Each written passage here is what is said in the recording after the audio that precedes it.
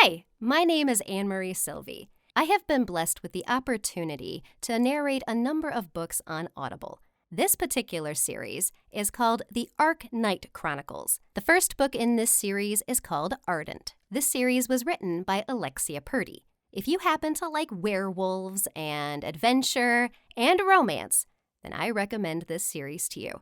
You can find a link to this audiobook available on Audible down in the description box. Here is a sample of Ardent, the ArcKnight Chronicles #1, a paranormal shifter romance by Alexia Purdy. A movement caught my eye from a darkened alleyway at my right.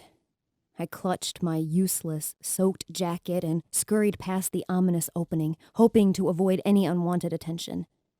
The city was no place to wander at night, especially for a girl like me.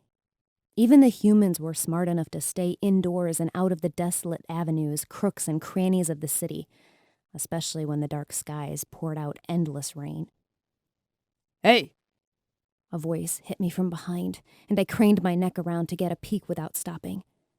The stranger wore a dark rain jacket with a hood that completely covered his face. Perfect. "Hey, lady! Don't I know you? I do, don't I?" No, I don't think so. I hollered back and sped up, crossing the street and stepping into a curbside river of dirty city water.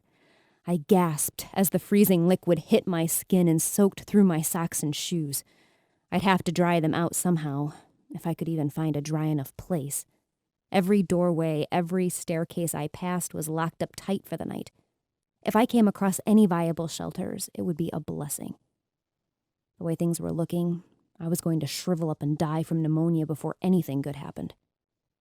"Wait, I do know you. Just hold up there, lady!" The man yelled at my back, echoing closer than ever. My heart raced in a panic. Could I risk a confrontation with someone? I was frozen to my marrow and exhausted. It wasn't faring well for a fight in these conditions. His steps crept closer. I could still hear him through the raindrops and my thumping heart. Shoot.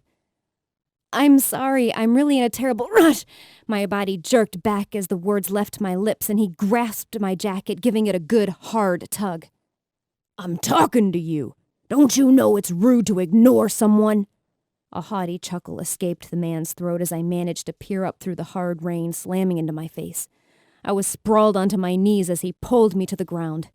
Stupid jerk. "What the hell is your problem?" I barked at him, jumping to my feet and backing up enough to pull out one of the weapons secured to my belt. 2 short baton sticks.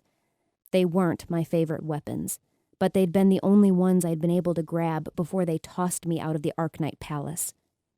The man was 2 heads taller than me and showed off his shiny grill as he threw me a menacing smirk. He was out here to cause trouble, nothing more.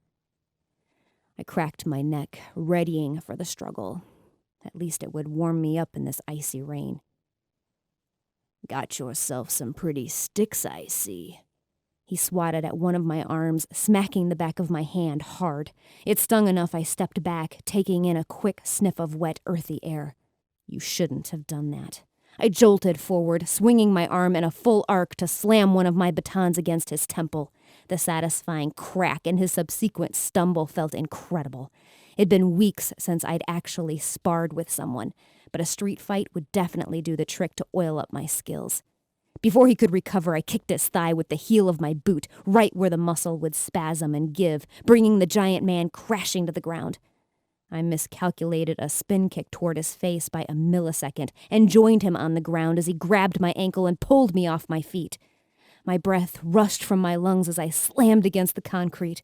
The smell of rancid garbage, weeks old leftovers, and whatever else strewn across the alleyway filled my nostrils as stars sprayed across my vision.